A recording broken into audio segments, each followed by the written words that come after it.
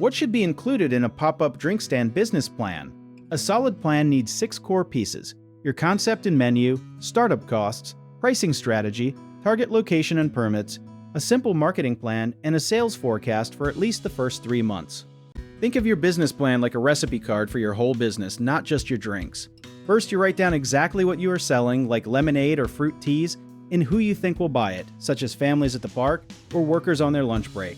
Then you list every single cost, including your cart or stand, cups, ice, syrups, and even the little napkins, because those small costs add up fast and surprise a lot of new owners. Next, you figure out your price by doubling or tripling what each drink costs you to make, which is called your margin. Something a lot of beginners do not know is that most cities require a temporary food permit even for a pop-up stand, and skipping this step can get you shut down on your very first day.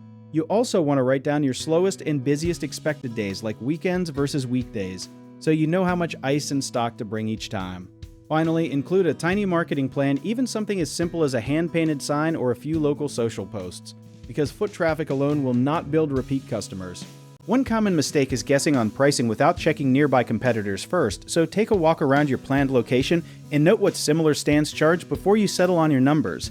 Another big one is forgetting to plan for waste like melted ice or spoiled fruit, so always add a small buffer, maybe 10% into your cost estimates. A lot of people also forget to plan for slow days, so keep a backup plan, like a discount deal or bundle offer, ready to use when traffic is low. If you enjoyed this video, check out our online directories in the description below.